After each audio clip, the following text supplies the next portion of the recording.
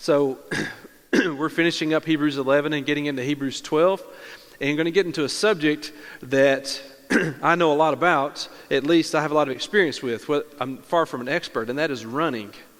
Okay? Now, I may not look like it, but I do a lot of running and have for quite a while now.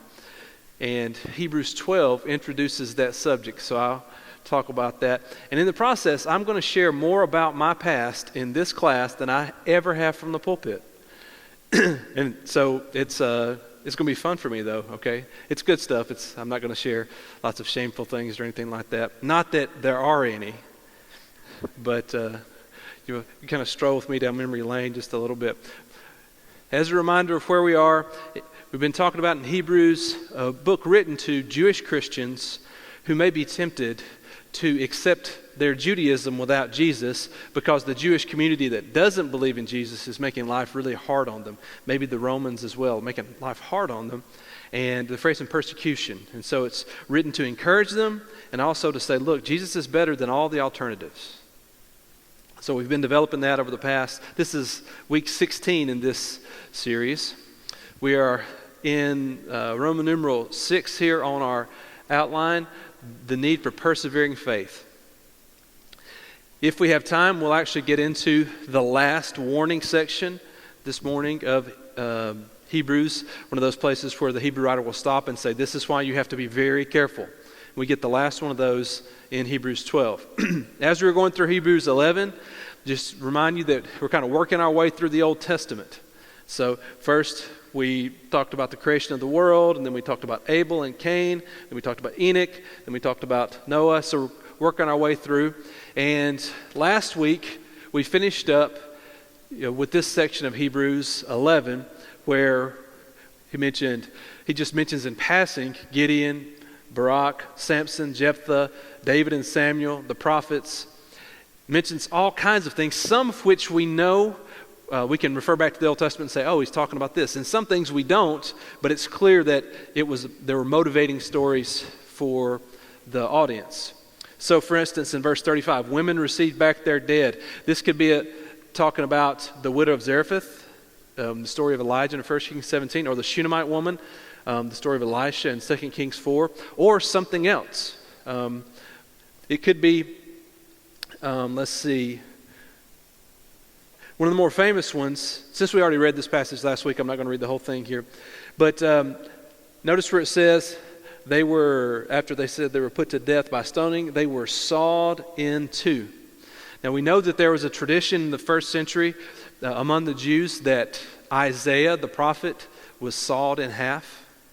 So maybe he's referring to that tradition. We don't know. But the point being, all of these heroes of faith in Hebrews 11, the world did not deserve them. It says the world was not worthy of them. But they were looking forward to a better resurrection. So they were willing to give their lives now, knowing that they would have life eternal. We do know a lot about the period between the Testaments, that intertestamental period in Jewish history, which was a really bloody one. And especially if you look at books that at least are considered scripture by some, especially in the Catholic Bible, you'll see that 1st and 2nd Maccabees is included. And what I'd say is, while I wouldn't want 1st and 2nd Maccabees to be in our Bibles, they are good for historical purposes. And one of the things you can do, just flip open 2nd Maccabees and start reading about the persecution that the Jews faced. I won't describe some of it. I mean, it's as bad as any horror movie you could imagine. It's just really, really disgusting. And anyway, I shudder to even think about some of the things described there. But I'll just give you a little bit. So I'm not trying to gross everybody out. But I want you to see one description in 2 Maccabees 6. Eleazar, one of the scribes in high position, a man now advanced in age and of noble presence, was being forced to open his mouth to eat swine's flesh. So he had to eat pig, and of course the law forbids that. But he, welcoming death with honor rather than life with pollution, went up to the rack of his own accord, spitting out the flesh, the pork that they tried to make him eat, as all ought to go who have the courage to refuse things that it is not right to taste, even for the natural love of life. So he refused to eat a barbecue sandwich, and because of it he died. Again, there's a catalog of all kinds of gruesome ways that people died. And a mother had to watch I think it's 7 sons martyred in front of her. So when the Hebrew writers, he's referring back to a long tradition. The Jews know how to suffer, okay? But he's not just referring to the suffering, he's referring to the faith in the face of suffering. So that's why he says the world was not worthy of them. These are really, really faithful people. And he finished up this passage as they wandered in deserts and mountains, living in caves and in holes in the ground.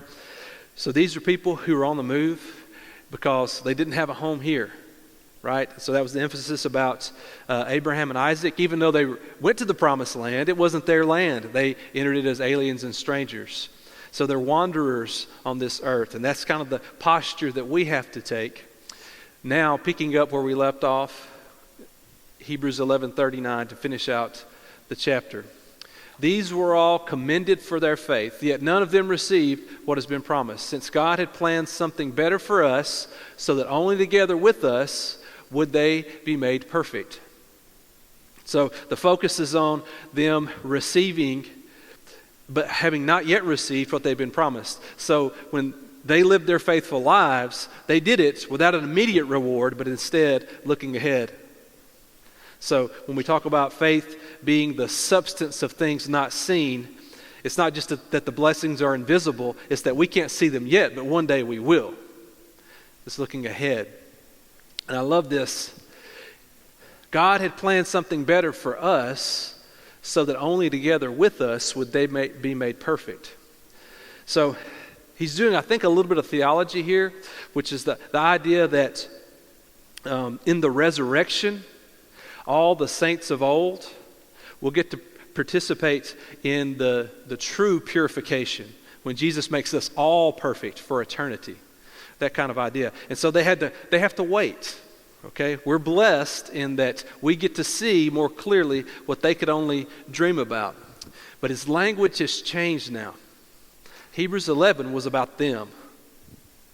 It was about all these heroes of faith. And now all of a sudden, he's talking about us. God had planned something better for us, only together. So remember, when the Bible was originally written, there were no chapter and verses. That's added later. And so starting a new chapter can make you think that there's a new line of thought. But really, this is just continuing on the very idea of Hebrews 11, and especially bringing us together with it. So we continue on to chapter 12. Only together with us would they be made perfect. Therefore, since we are surrounded by such a great cloud of witnesses, let us throw off everything that hinders and the sin that so easily entangles. And let us run with perseverance the race marked out for us, fixing our eyes on Jesus, the pioneer and perfecter of our faith. For the joy set before him, he endured the cross, scorning its shame, and sat down at the right hand of the throne of God. Consider him who endured such opposition from sinners, so that you will not grow weary and lose heart. Now, this is a natural place for a chapter break because the word therefore is inserted, and it's clear that he's made his point about the people in the past, and now he's saying, this is what you do about it. But he's already brought us in together and said, all together we will experience the blessings. But therefore, do this. Therefore, we are surrounded by such a great cloud of witnesses. So the emphasis is now firmly on us and what we do with the truth that he shared. And he uses this expression, great cloud of witnesses. Greek speakers love to talk about clouds, and not just clouds in the sky. They actually, you see that pagan authors would use this kind of language too. When you're imagining a group of people, you could call it a cloud. It's like, this huge mass all around. And I think, and a lot of Bible scholars think, what he's invoking here is the idea of a race that finishes at the Colosseum. So imagine a huge amphitheater with thousands of people there cheering you on.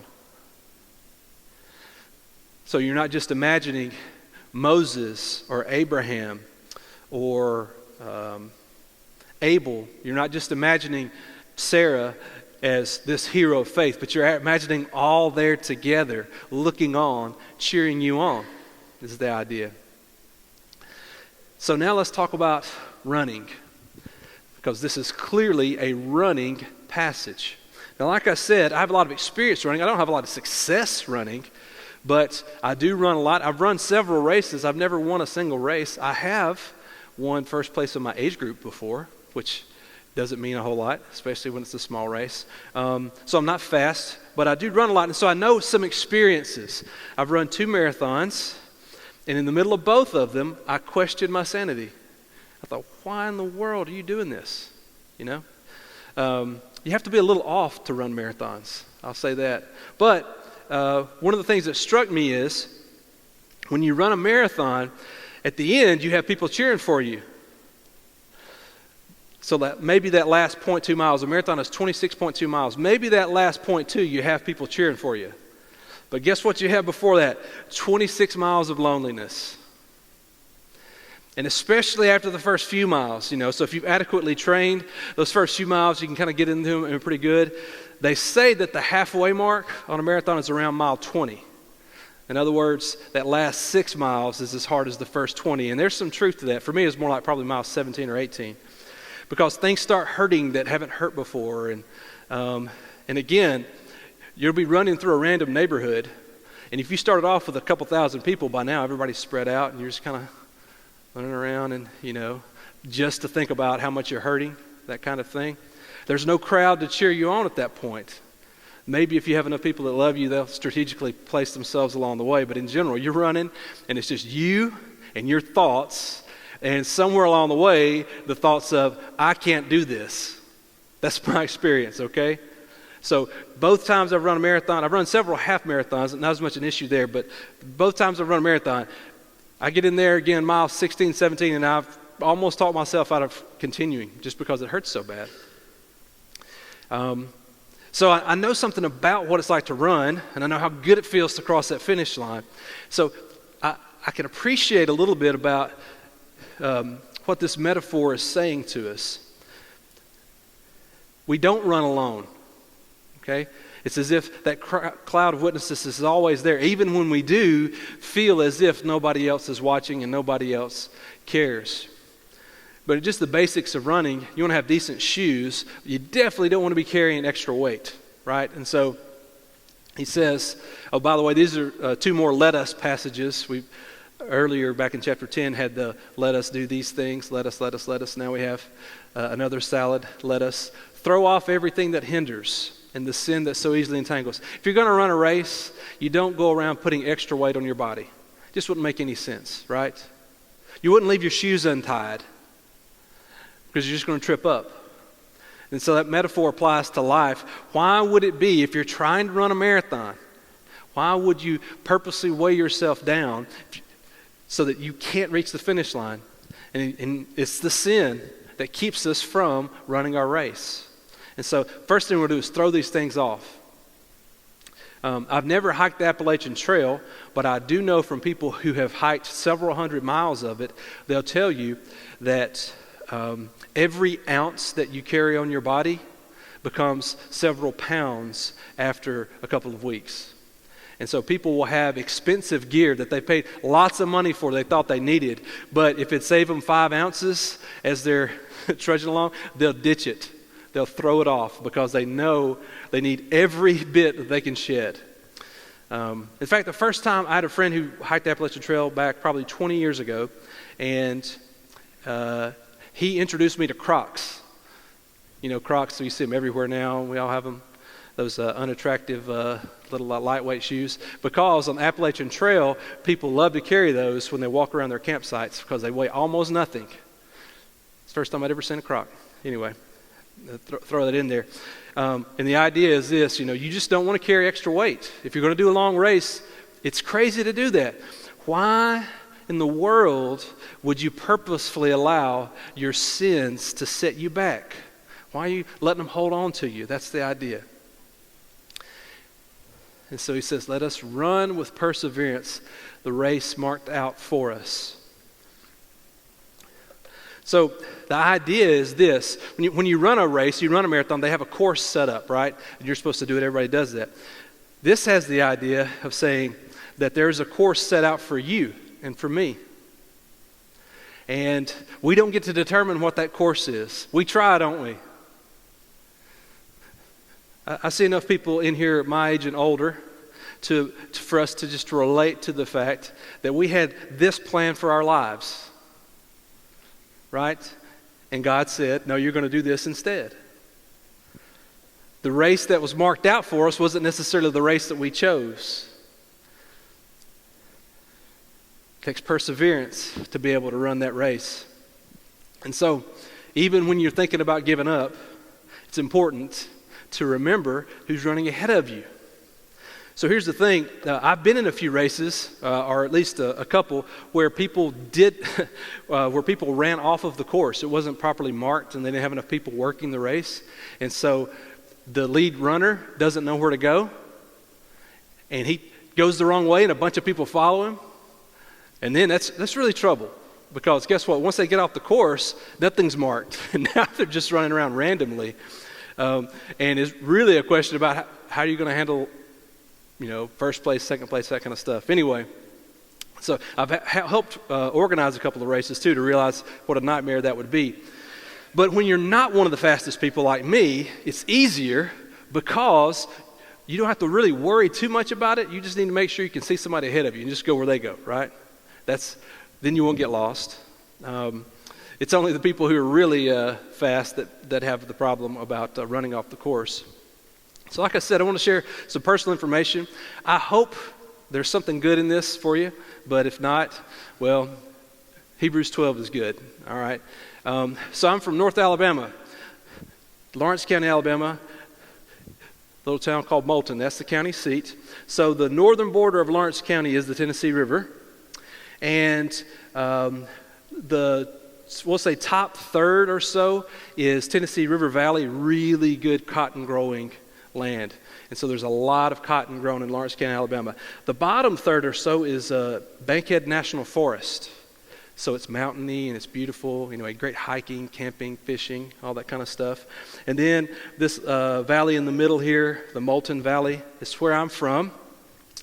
And it is home to some great runners. That area is, Lawrence County is. Now, you probably know a few, or at least one. You recognize this man? This is Jesse Owens. Jesse Owens is from Lawrence County, Alabama. He grew up in a little bitty hamlet called Oakville, which is about 6 miles from Moulton. And my mother grew up part of her life there too. Jesse Owens, when he was 9, moved out of Alabama. And as you might imagine, being a black man back in the 1910s, 20s, and 30s, Alabama was not exactly the most hospitable place. So when he moved to Ohio, I think he kind of considered that more as home. However, in my lifetime, Lawrence County started to pay more and more attention to the fact that Jesse Owens was from there. Let's just say for the first several decades, nobody cared. But as people grew wiser, they started to appreciate more and more who Jesse Owens is. So he grew up in this little town of Oakville. And you'll see here, this is all the museums in Alabama. And there's one in Oakville in the middle of nowhere.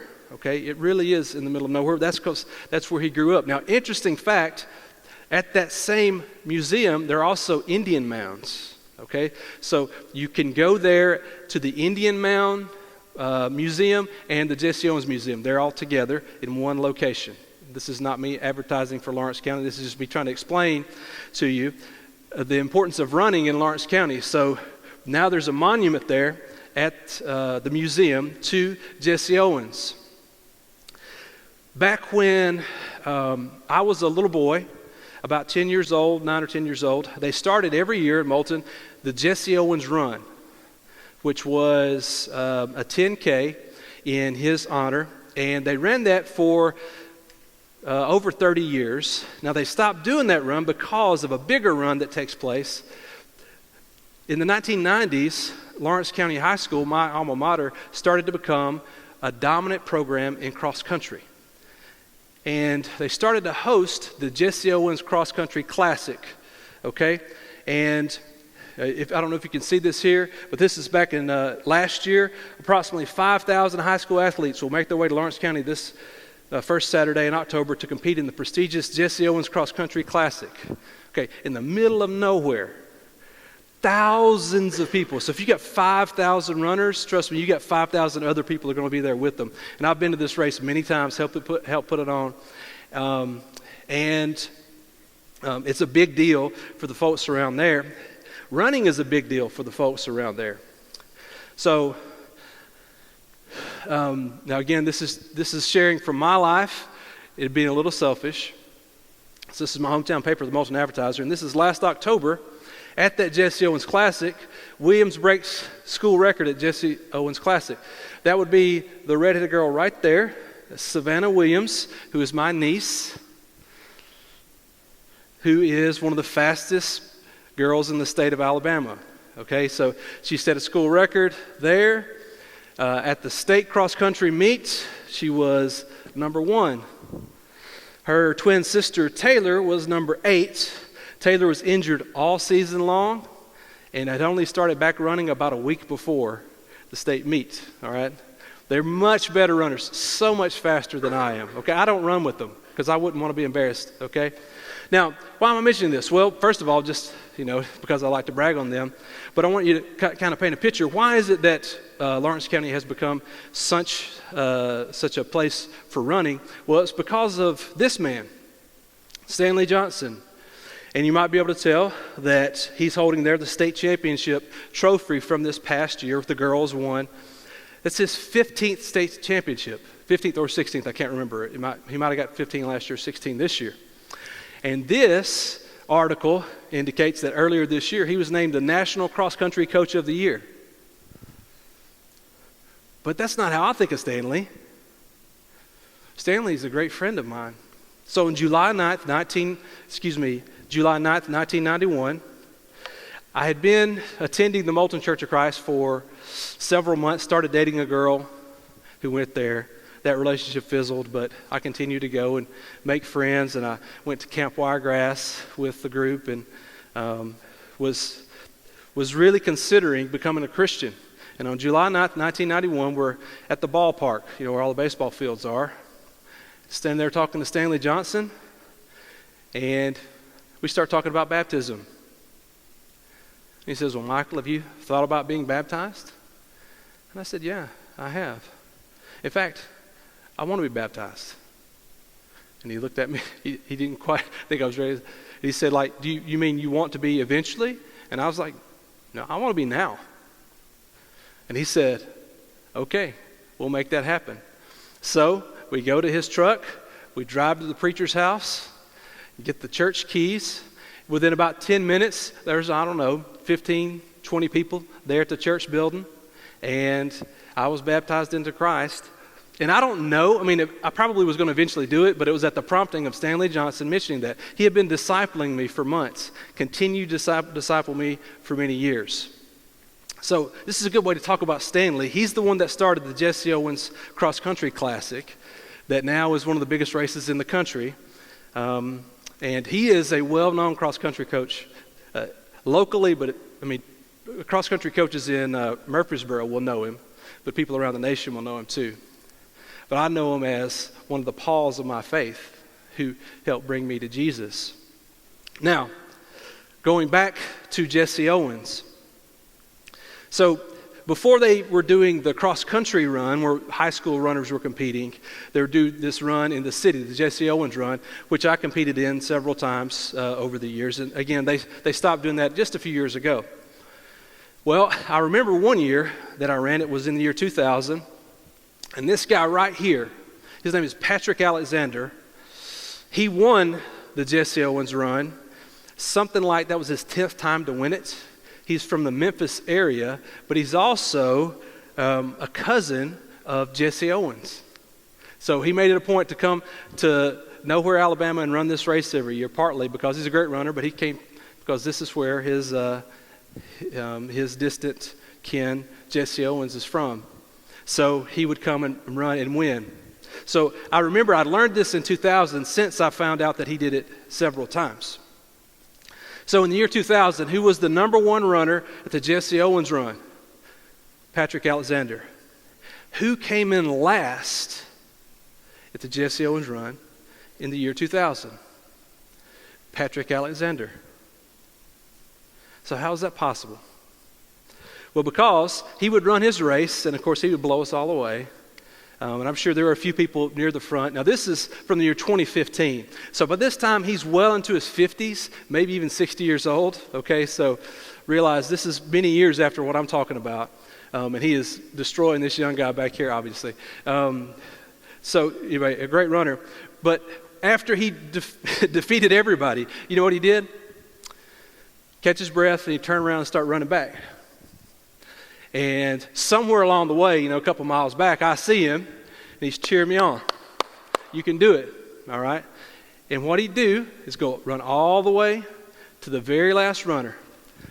And that year, I remember it was a lady from our church. Now, at the time, I thought of her as very old, okay?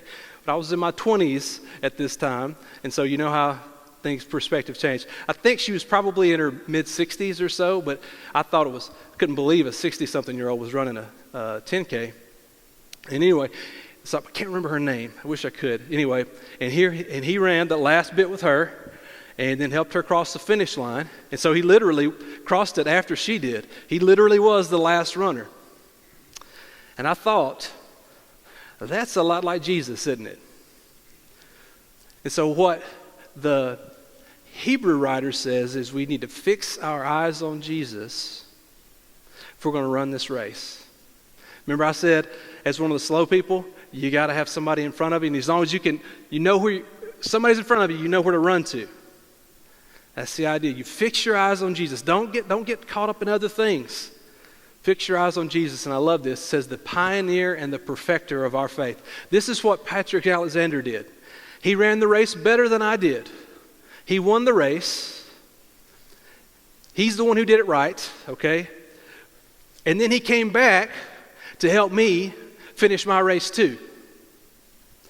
So some translations say the author and perfecter of our faith. So Jesus is the start of our faith. Sure, we have a personal responsibility to believe, but without Jesus, we don't believe, okay? So he is the beginning of our faith. And he's the end of our faith. He's the perfecter. He's the one that's going to take our imperfect faith and ultimately make it acceptable to God.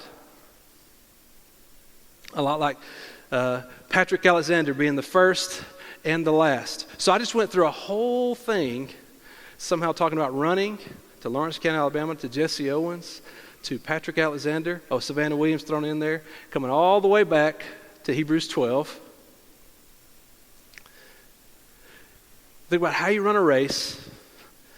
You gotta appreciate people that know what they're doing, the experts. And Jesus is the expert. He's already run the race. And it says that he is perfecting our running too. For the joy set before him, he endured the cross. I didn't expect this word to show up when we're talking about the cross. You expect, when you hear about Jesus and the cross, and you read about the Garden of Gethsemane, and you read about what they did to him while he was on the cross, you expect the word joy to be used as a descriptor.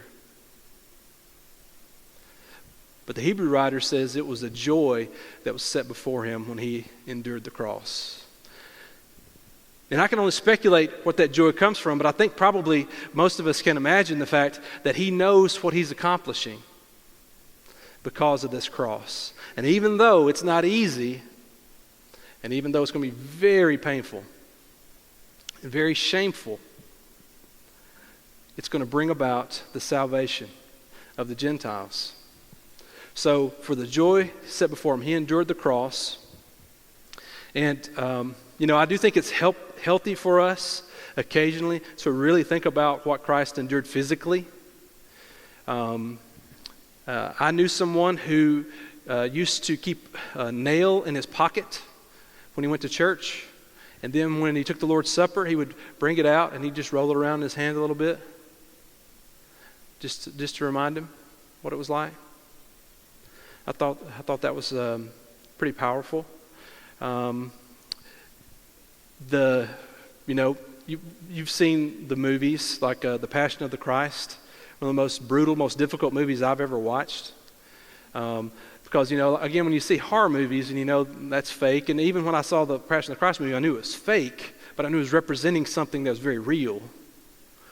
And that Jesus, he went through something like that. He really did. It's good for us to think about that.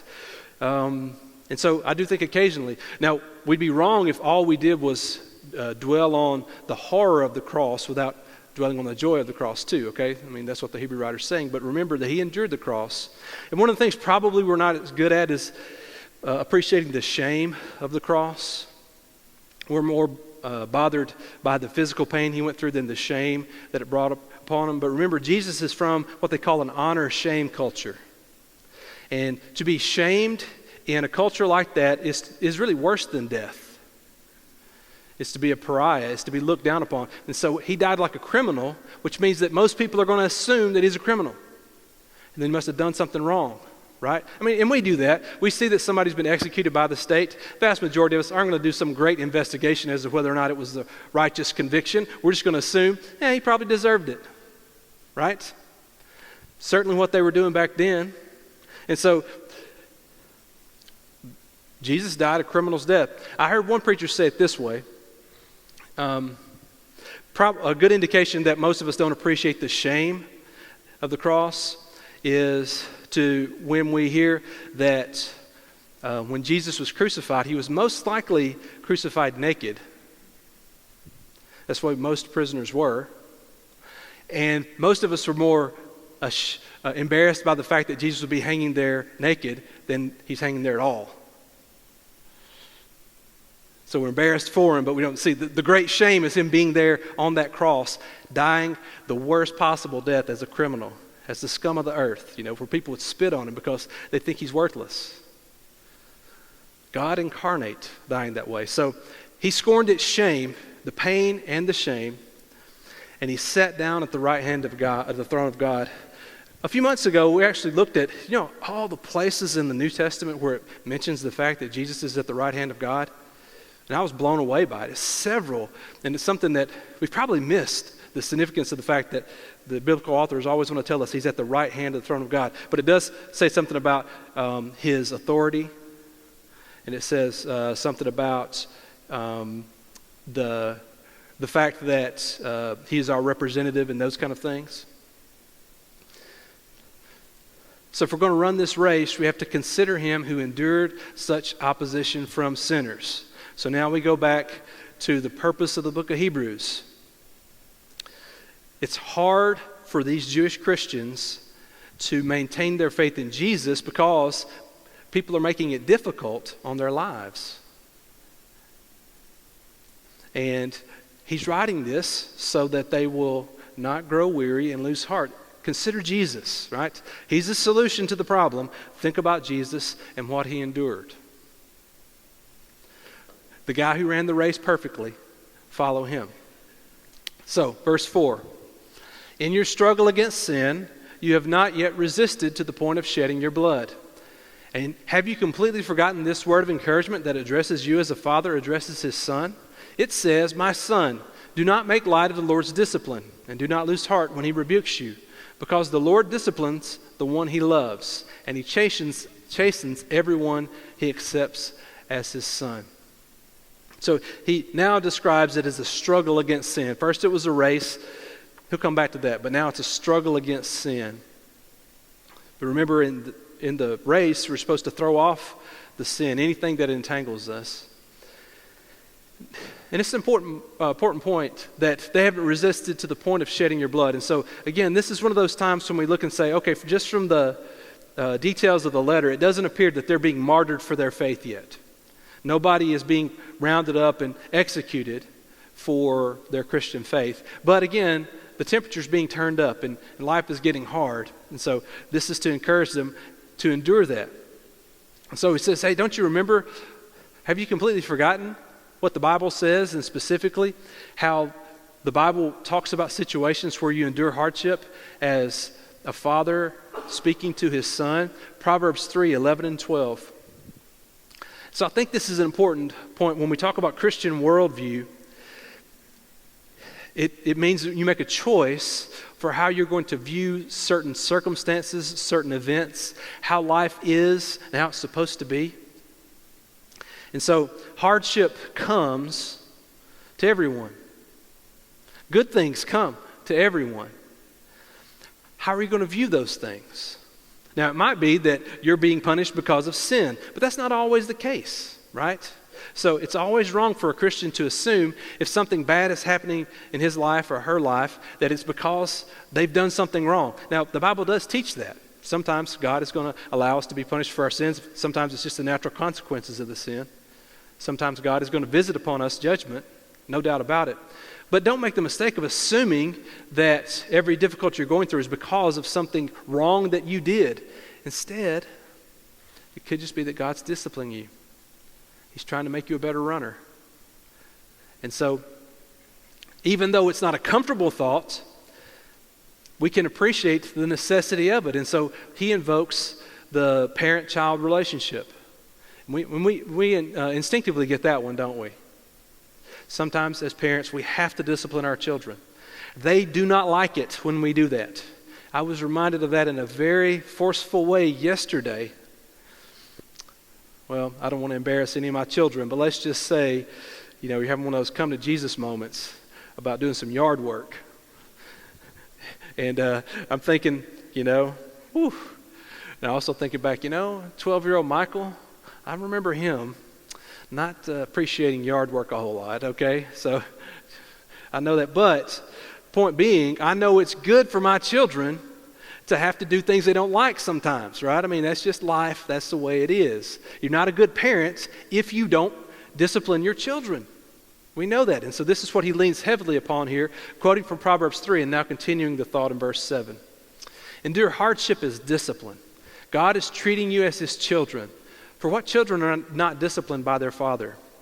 If you're not disciplined, and everyone undergoes discipline, you are not legitimate, not true sons and daughters at all. Moreover, we've all had human fathers who disciplined us and we respected them for it. How much more should we submit to the Father of spirits and live? They disciplined us for a little while as they thought best, but God disciplines us for our good in order that we may share in his holiness. No discipline seems pleasant at the time, but painful. Later on, however, it produces a harvest of righteousness and peace for those who have been trained by it. So we choose to view our hardship as God disciplining us. And what we mean by discipline is helping us become stronger. So we're going to talk about training again at the end, but you don't get stronger without discipline. It's just impossible. So we can be thankful that God loves us enough to discipline us. That's the idea. We choose to view it this way. That's not the natural way to view hardship. Okay? It's not. It's easier to blame God for it than it is to say, thank you, God, for loving me. So the Hebrew writer is saying, remember, you're enduring this, but it's a sign that you are God's children. In fact, he says, look, if you weren't, then it'd be a sign that you aren't legitimate. So, think about the fact, you've seen families where the parents didn't bother to discipline their children, especially you might see someone who's not the biological parent and they seem less invested. Now, I'm not suggesting that people who aren't biological parents can't be, but I'm just saying those who aren't if you're not the real dad, you're probably not going to care as much in some settings. Again, Christians who adopt, God loves you, and absolutely you can love that child as any biological child. I'm just talking about people that we've observed before, right? You've seen bad fathers and bad mothers who don't really take an interest in disciplining their own children. Here the metaphor is used about as being legitimate, right? So to be the legitimate or illegitimate child, I'm just trying to kind of walk around that gently. A sign that you aren't really a son or daughter at all if they're not going to discipline you. They don't really love you like their own child. And so he says, look, he's using the argument, you see this a lot in the Bible, from lesser to greater. If this is true, how much more is this true? How much more should we submit to the Father? Now, we respected our fathers when they disciplined us and our mothers when they disciplined us. We realize now as we're grown how much we needed that, even if we didn't appreciate it at the time. But how much more should we submit to the Father of spirits? And this is an interesting little phrase.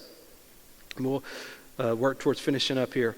The Father of spirits. The only time it's used in the Bible, and the Bible commentators, they'll have all kind of takes on what this means. I'll give you my take on it, but I'm not sure, other than it's clear that, first of all, he's our Father, and he's the Father of spirits. Now, one way we could look at it is, how much more should we submit to our spiritual Father? That kind of works, right? He's disciplining us as our spiritual Father.